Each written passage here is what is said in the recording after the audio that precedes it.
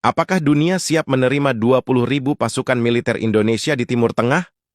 Pernyataan Presiden Prabowo Subianto di Forum Perserikatan Bangsa-Bangsa PBB tentang kesiapan Indonesia mengirimkan 20.000 pasukan perdamaian ke Gaza langsung menjadi sorotan dunia internasional.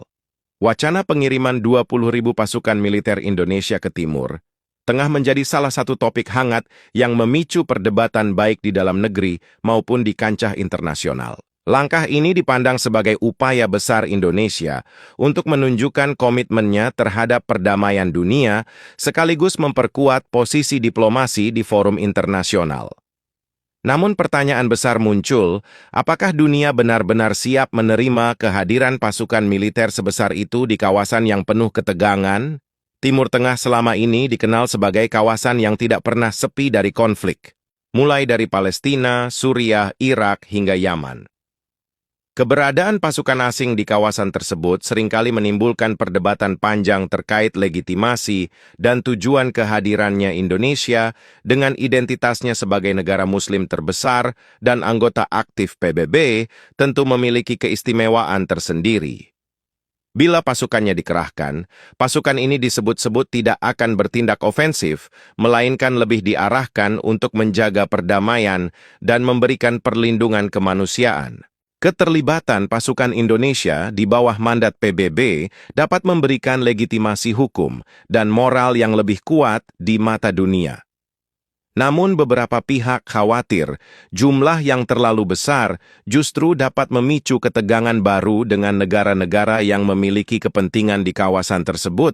Amerika Serikat, Rusia, dan Iran adalah contoh negara yang selama ini memainkan peran dominan di Timur Tengah, dan kehadiran pasukan Indonesia tentu tidak akan dilewatkan begitu saja. Ada kemungkinan besar bahwa kekuatan besar dunia akan menilai langkah Indonesia sebagai strategi politik, bukan semata misi perdamaian. Di sisi lain, banyak negara di Timur Tengah justru menyambut baik wacana ini karena Indonesia dianggap netral dan tidak memiliki kepentingan geopolitik langsung di kawasan. Palestina misalnya bisa saja melihat pasukan Indonesia sebagai sahabat yang siap melindungi rakyat sipil dari eskalasi kekerasan. Namun Israel kemungkinan besar akan menaruh kecurigaan terhadap jumlah pasukan yang sangat besar itu meski berada di bawah misi PBB. Selain aspek geopolitik, kesiapan dunia menerima pasukan Indonesia juga bergantung pada kemampuan logistik dan diplomasi. Mengirim 20.000 pasukan bukan perkara kecil. Ini memerlukan persiapan matang, mulai dari pendanaan, transportasi, hingga koordinasi dengan negara tuan rumah. Apabila tidak dikelola dengan baik, justru bisa menimbulkan masalah baru di lapangan dan merusak citra Indonesia dari sisi domestik. Pengiriman pasukan dalam jumlah besar juga menimbulkan pertanyaan, apakah Indonesia siap menanggung resiko korban jiwa? Masyarakat tentu ingin memastikan bahwa pengorbanan para prajurit tidak sia-sia dan benar-benar membawa manfaat bagi perdamaian. Sementara itu, negara-negara Barat akan menilai apakah pasukan Indonesia mampu menjaga netralitas dalam konflik yang penuh kepentingan politik. Jika berhasil menunjukkan profesionalisme, pasukan Indonesia bisa menjadi contoh nyata kontribusi negara berkembang dalam menjaga perdamaian global. Keberhasilan ini juga bisa mengangkat pamor Indonesia di PBB, bahkan membuka jalan bagi posisi lebih strategis di lembaga internasional. Namun risiko kegagalan juga sangat tinggi, terutama bila pasukan dianggap berpihak pada salah satu blok politik di Timur Tengah. Oleh karena itu, dunia mungkin siap secara konsep menerima pasukan Indonesia, tetapi secara praktik masih banyak keraguan. Keraguan itu wajar mengingat sejarah panjang konflik di kawasan tersebut yang seringkali gagal diselesaikan meski berbagai pasukan internasional telah hadir. Indonesia perlu menjawab tantangan ini dengan strategi komunikasi internasional yang jelas, serta menjamin transparansi misi perdamaian.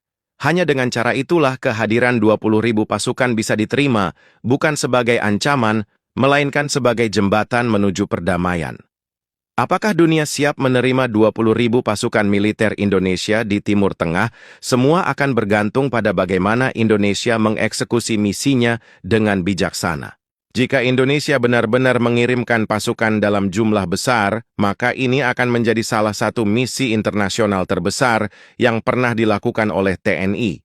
Pengalaman Indonesia dalam misi perdamaian PBB, seperti di Lebanon UNIFIL atau Kongo MONUSCO, menjadi modal penting untuk membuktikan kemampuan pasukan menjaga stabilitas. Namun skala misi kali ini jauh berbeda karena melibatkan puluhan ribu pasukan di kawasan yang jauh lebih kompleks. Selain faktor militer, tantangan budaya dan bahasa juga harus dipertimbangkan agar tidak terjadi kesalahpahaman dengan masyarakat lokal. Pasukan Indonesia perlu dilatih secara khusus untuk memahami konteks sosial, agama, dan adat setempat agar misi berjalan mulus. Dukungan diplomatik dari negara-negara anggota OKI Organisasi Kerjasama Islam bisa menjadi kunci penting untuk memperkuat legitimasi kehadiran pasukan. Jika negara-negara Islam bersatu mendukung, maka peluang dunia menerima langkah Indonesia akan semakin besar. Namun, jika ada perpecahan sikap di antara negara-negara Islam, hal ini bisa menjadi hambatan yang signifikan. Selain itu, kehadiran pasukan Indonesia juga dapat memengaruhi dinamika politik dalam negeri di Timur Tengah, termasuk hubungan antar faksi atau kelompok bersenjata. Beberapa kelompok mungkin menyambut positif, tetapi kelompok lain bisa saja melihat ini sebagai intervensi asing yang mengancam resiko. Benturan dengan kelompok milisi non-negara menjadi tantangan serius yang harus diantisipasi sejak awal. Di sisi lain, dunia mungkin akan melihat langkah ini sebagai bentuk keberanian Indonesia untuk mengambil peran besar dalam isu global. Jika berhasil, reputasi Indonesia sebagai jembatan perdamaian akan semakin kuat dan posisi tawar di panggung internasional meningkat tajam. Namun jika misi gagal atau menimbulkan korban besar, dunia bisa kehilangan kepercayaan terhadap kemampuan Indonesia. Oleh sebab itu, persiapan matang dan koordinasi internasional harus menjadi prioritas utama sebelum pasukan diberangkatkan. Kesiapan dunia menerima pasukan Indonesia bukan hanya soal jumlah, tetapi juga soal strategi, niat tulus, dan manajemen yang transparan. Dengan perencanaan yang tepat, pasukan Indonesia bisa menjadi simbol harapan baru bagi perdamaian di Timur Tengah, bukan sekedar angka besar dalam sebuah misi internasional. Tidak bisa dipungkiri, setiap langkah besar yang melibatkan militer selalu memiliki konsekuensi politik, baik di tingkat domestik maupun internasional. Keberhasilan atau kegagalan misi ini bisa berimbas langsung pada citra kepemimpinan nasional Indonesia di mata rakyatnya sendiri. Jika masyarakat melihat pasukan Indonesia diterima dengan baik dan membawa hasil nyata, maka dukungan publik akan semakin kuat. Namun jika justru menimbulkan korban besar tanpa kejelasan hasil, pemerintah bisa menghadapi kritik tajam dari dalam negeri. Dunia internasional pun akan terus mengawasi bagaimana Indonesia mengelola pasukan sebanyak itu di kawasan yang sangat sensitif. Transparansi, laporan, kerjasama dengan lembaga internasional, dan komunikasi terbuka akan menjadi faktor kunci keberhasilan diplomasi. Ini lebih dari sekadar pasukan militer.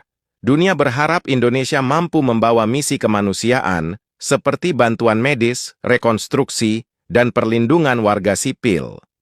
Dengan demikian, kehadiran 20.000 pasukan Indonesia bisa menjadi bukan hanya simbol kekuatan, tetapi juga simbol kasih sayang, solidaritas, dan jalan menuju perdamaian sejati.